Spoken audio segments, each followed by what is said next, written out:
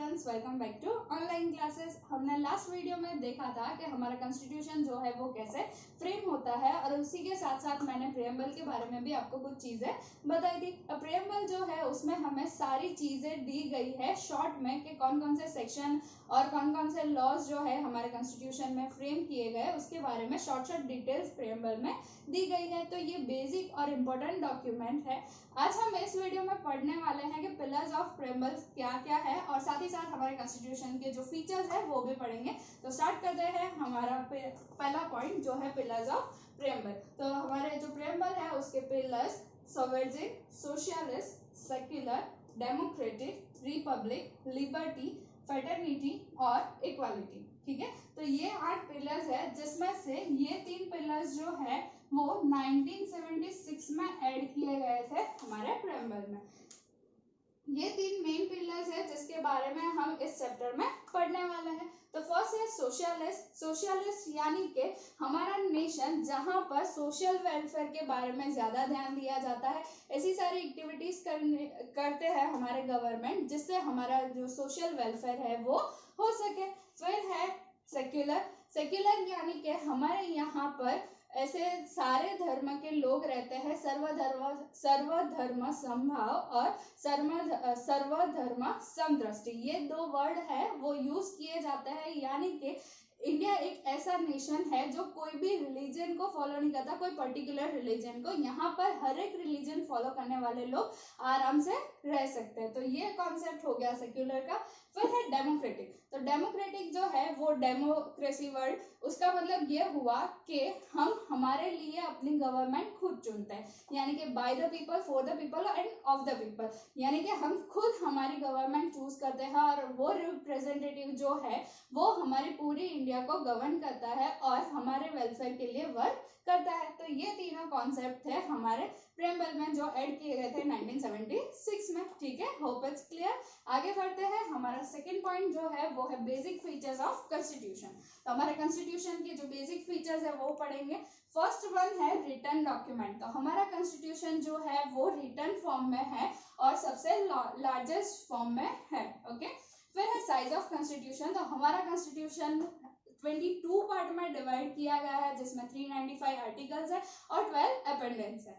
तो इस हिसाब से बोला जाता है कि हमारा कॉन्स्टिट्यूशन जो है वो बाकी कंट्रियों के कॉन्स्टिट्यूशन से ज्यादा बड़ा है, इसीलिए उसकी साइज जो है वो बड़ी है। ऐसा हमारा एक बेसिक फीचर भी हो गया। फिर है third one single citizenship. India में सिंगल सिटीजनशिप है, बाकी कुछ कंट्रीज ऐसी है लाइक यूएसए जहां पर पूरे यूएसए का तो एक सिटीजनशिप रहता है, साथ ही साथ वो किसी स्टेट में रहते हैं यूएसए के कोई भी स्टेट में, तो उस स्टेट का अलग से सिटीजनशिप रहता है। पर हमारे इंडिया में ऐसा नहीं है। आपकी बुक में एक जम्मू कश्मीर के बारे में भी इंफॉर्मेशन दी है कि जम्मू कश्मीर में भी इस तरह के ड्यूअल सिटीजनशिप का कार्ड रहता है। पर अब आर्टिकल 370 हट जाने के बाद अब पूरे इंडिया में सेम ही सिटीजनशिप का कार्ड रहेगा। ओके, आगे बढ़ते हैं। फोर्थ वन है the centre with strong federal structure. Federal का मतलब ये होता है कि यूनियन स्टेट जो रहता है उसमें यूनियन यानी कि सेंटर और स्टेट लेवल के जो लोग हैं उनके बीच में कनेक्शन अच्छी तरह से रहना। ऐसा नहीं कि यूनियन का डोमिनेंस जो है वो सबके ऊपर रहे और स्टेट फ्री नहीं रह सकते, पर यहाँ पर हमारा इंडिया जो है वो है यूनियन ऑफ स्टेट्स, यानी कि हमारे यहाँ पर सेंट्रल गवर्नमेंट तो वर्क करती है, साथ ही साथ स्टेट गवर्नमेंट को भी छुट्टी दी जाती है कि स्टेट के रिलेटेड जितने भी चेंजेस लाने हैं वो स्टेट गवर्नमेंट खुद अपने हिसाब से चेंज कर सकती है। यहाँ पर 3 लिस्ट दी गई है। पहली है यूनियन लिस्ट, यानी कि जो सेंटर लेवल पर नेशन के इंपॉर्टेंट पोर्शंस है उसके बारे में ये लिस्ट है जिसमें 97 सब्जेक्ट्स है, जैसे कि डिफेंस, फॉरेन अफेयर्स, बैंकिंग और रेलवे। अगर इनके बारे में कोई चेंजेस लाने हैं, कोई लॉ बनाने हैं, तो उसमें सिर्फ और सिर्फ जो सेंट्रल गवर्नमेंट है वो अपने हिसाब से वर्क कर सकते हैं। फिर है स्टेट लिस्ट जिसमें 66 सब्जेक्ट्स है, जैसे कि law and order, state government institutions जो है वो, एग्रीकल्चर, इरिगेशन और हेल्थ, यानी कि स्टेट की बाउंड्री के अंदर जितनी भी चीजें आती है, जैसे चेंजेस लाने हैं और वेलफेयर हो सके, उसके लिए ये स्टेट लिस्ट बनाई गई है। फिर है कॉन्करेंट लिस्ट जिसमें 47 सब्जेक्ट है। अब मैंने पहले तो बता दिया कि ये यूनियन लिस्ट यानी कि सेंट्रल गवर्नमेंट की है, ये स्टेट लिस्ट यानी कि जो स्टेट गवर्नमेंट है वो। अब ये कॉन्करेंट लिस्ट जो है इसमें स्टेट गवर्नमेंट और सेंट्रल गवर्नमेंट दोनों साथ में मिलके वर्क करते हैं। तो ऐसे 47 सब्जेक्ट्स है, ओके, जिसमें क्रिमिनल और सिविल प्रोसीजर्स के रिलेटेड जितनी चीजें होती है वो, साथ ही साथ एजुकेशन के रिलेटेड और ट्रेड के रिलेटेड अगर कोई भी चेंजेस लाने हैं, लॉ बनाने हैं, तो उसमें स्टेट और सेंट्रल गवर्नमेंट साथ में मिलकर वर्क करेगी।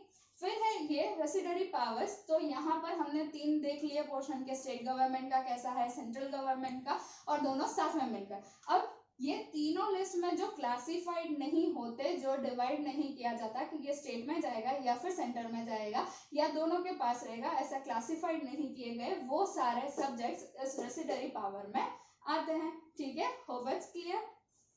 आगे बढ़ते हैं। फिफ्थ फीचर जो है वो है यूनाइटेड अरेंजमेंट्स ड्यूरिंग क्राइसिस। यानी कि अगर नेशन में कोई क्राइसिस होते हैं तो उस टाइम पर जो गवर्नमेंट चेंजेस करती है वो किस हिसाब से होगी। तो पहला है नेशनल इमरजेंसी। नेशनल इमरजेंसी तब आती है जब नेशन पर कोई वॉर होता है या फिर कोई इमरजेंसीज आ जाती है जिसमें वर्क नहीं कर पाते कॉन्स्टिट्यूशन के हिसाब से, उस टाइम पर नेशनल इमरजेंसीज आ जाती है। तो ये उस टाइम पर क्राइसिस के टाइम पर होगी नेशनल इमरजेंसीज। फिर है कॉन्स्टिट्यूशनल इमरजेंसीज। तो कॉन्स्टिट्यूशनल इमरजेंसी कब आएगी, जब स्टेट जो है वो कॉन्स्टिट्यूशन के हिसाब से वर्क करने के लिए प्रॉपर रेडी नहीं है, तो उस टाइम पर हमारे नेशन में आएगी कॉन्स्टिट्यूशनल इमरजेंसी। और फिर जो स्टेट गवर्नमेंट है वो वर्क नहीं करेगी, सिर्फ और सिर्फ सेंट्रल गवर्नमेंट जो है उस हिसाब से वर्क किया जाएगा। फिर है फाइनेंशियल इमरजेंसी। फाइनेंशियल इमरजेंसी यानी कि फाइनेंस के रिलेटेड। तो कभी भी अगर प्राइस हाई हो जाती है जो, तो उस टाइम पर ये हमें फाइनेंशियल इमरजेंसीज बना लानी पड़ती है, और तब भी यूनियन गवर्नमेंट जो है वो साथ में मिलकर वर्क करती है, यानी कि यूनिफॉर्म वर्क हमारा पूरा गवर्नमेंट करेगा। अब 6th वन जो है पार्लियामेंट्री सिस्टम। तो आप सबको पता है कि इंडिया जो है वहां पर पार्लियामेंट्री सिस्टम चलती है। तो पार्लियामेंट्री सिस्टम में क्या होता है कि हम हमारे रिप्रेजेंटेटिव को चूज करते हैं और फिर वो अपने हिसाब से सारे अलग अलग मिनिस्टर्स को चूज करेंगे और फिर हमारा पूरा जो गवर्नमेंट है वो फॉर्म होता है। पार्लियामेंट में हमने पता है लेजिस्लेचर में अपर हाउस जो है वो है राज्यसभा, लोअर हाउस है लोकसभा। तो ये सारी जो सिस्टम है वो हमारे कॉन्स्टिट्यूशन में मेंशन की गई है और उसी हिसाब से हम अपने जो रिप्रेजेंटेटिव्स है वो चूज करते आए हैं। फिर 7th है इंडिपेंडेंट एंड इम्पार्शियल जुडिशरी। यानी कि हमारी जो जुडिशरी है वो इंडिपेंडेंट है और इम्पार्शियल है। वो कैसे कि जो जुरिडिक्शन में है वो सारे लोग इंडिपेंडेंट है, वो अपना डिसीजन सुना सकते हैं, उन्हें कोई डरा धमका नहीं सकता, तो वो इंडिपेंडेंट है। और साथ ही साथ इम्पार्शियल यानी कि अगर वो जो जज है उनके कोई रिलेटिव्स है और उन्होंने कोई क्राइम किया है तो फिर उन्हें इम्पार्शियल रह के उनके लिए जो जस्टिस है वो देना पड़ेगा। तो इस हिसाब से हमारे जुरिडिक्शन जो है वो इंडिपेंडेंट और इम्पार्शियल है। आगे बढ़ते हैं अमेंडमेंट्स इन कॉन्स्टिट्यूशन। तो हमारे जो चेंजेस मैंने आगे बताया कि 1976 में अमेंडमेंट्स में ये 3 वर्ड्स ऐड किए गए थे, तो वो कैसे चेंज किए जाते हैं। तो उसमें भी 3 कंडीशंस है। फर्स्ट वन है जिसमें सिंपल मेजोरिटी जो है उसके हिसाब से यहाँ यानी कि पार्लियामेंट में जितने मेंबर्स है उनकी सिंपल मेजोरिटी के हिसाब से ये सारे लॉ जो है वो चेंज किए जा सकते हैं। फिर सेकेंड है जब कोई ऐसी स्पेशल कंडीशन होती है तो वहां पर 2/3 मेजोरिटी ऑफ प्रेजेंट मेंबर्स यानी कि पार्लियामेंट में जितने मेंबर्स प्रेजेंट है और वोट कर रहे हैं उसके 2/3 मेजोरिटी अगर उन्हें मिलती है तभी ये लॉ जाकर पास होगा। फिर आगे है अगर कोई यूनियन और स्टेट के रिलेटेड हमें लॉ बनाना है तो उस टाइम पर किस हिसाब से अमेंडमेंट के लिए प्रोसीजर की जाएगी। तो 2/3 मेजोरिटी जो है वो तो चाहिए ही चाहिए, साथ ही साथ जो स्टेट लेजिस्लेचर है उसके 50% से ज्यादा। अगर लेस देन 50% है तो वो पास नहीं होगा। यहाँ पर मैंने ऐसे लिखा है not less than 50% of state legislature, यानी कि स्टेट लेजिस्लेचर जो है उसके 50% से ज्यादा और 2/3 मेजोरिटी। तो ये इस हिसाब से अगर मिलते हैं तभी जाकर वो लॉ बनेगा, फ्रेम होगा। फिर आगे है यूनिवर्सल एडल्ट सफरेज, यानी कि इसका मतलब ये हुआ कि हमारा इंडिया में 18 ईयर्स और 18 ईयर्स के अबव के जितने भी लोग हैं उनके पास राइट है कि वो वोट कर सकते हैं। जितने भी हमारे यहाँ पर इलेक्शंस होते हैं, अगर वो पार्लियामेंट के हैं, लोकसभा के हैं, राज्यसभा के हैं या फिर कोई गवर्नमेंट इंस्टीट्यूशन के हैं, लोकल सेल्फ गवर्नमेंट इंस्टीट्यूशन, तो उन सब के लिए जो वोटिंग्स होते हैं उसमें 18 ईयर्स और 18 ईयर्स के अबव के सारे ही लोग वोट कर सकते हैं। यहाँ पर कोई डिस्क्रिमिनेशन नहीं रहेगा उनके एजुकेशन के रिलेटेड या फिर वो पुअर है, रीच है, कौन सी कास्ट के है, वो सब पर डिस्क्रिमिनेशन नहीं होता। फिर है सेक्युलरिज्म, जो हमने ऑलरेडी पढ़ लिया है कि हमारा नेशन जो है वो सेक्युलर नेशन है, यहाँ पर सारे ही धर्म के लोग साथ मिलकर रहते हैं, वो भी हमारे कॉन्स्टिट्यूशन में बताया गया है। फिर है जुडिशियल रिव्यू, तो हमारे जितने भी ये लॉ बनाए गए हैं उसमें एक ये पॉइंट मेन है जुडिशियल रिव्यू। तो ये किस हिसाब से मेन है, अगर स्टेट गवर्नमेंट और सेंट्रल गवर्नमेंट कोई वर्क करती है और जुरिडिक्शन को ऐसा लगता है कि उन्होंने जो लॉ फ्रेम किए हैं वो कॉन्स्टिट्यूशन के हिसाब से प्रॉपर नहीं है, तो जुरिडिक्शन जो है वो अपना रिव्यू देंगे और वो लॉ को वापस ले सकते हैं। ठीक है।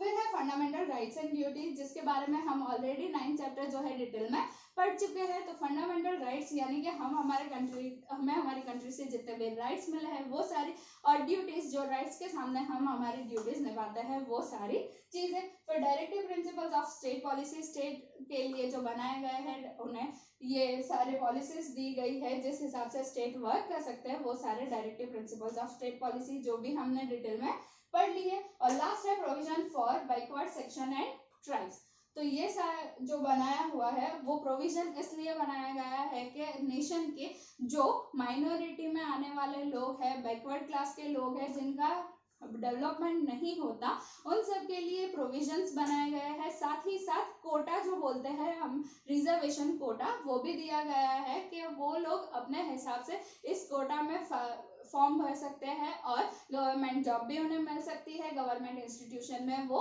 पढ़ भी सकते हैं, एजुकेशन भी वहां से ले सकते हैं। तो ये सारी चीजें जो है हमारे कॉन्स्टिट्यूशन में दी गई है। तो टोटल 14 फीचर्स है हमारे कॉन्स्टिट्यूशन के, जो मैंने आपको डिटेल में समझा दी है। अब आप लोग क्या करोगे, ये सारी चीजें मैंने जो समझाई है वो अच्छी तरह से लिख लेना और तैयार कर लेना, रेडी रहना। मैं नेक्स्ट सेशन जब होगा हमारा उस टाइम पे मैं आपसे क्वेश्चन करूंगी। Till then bye.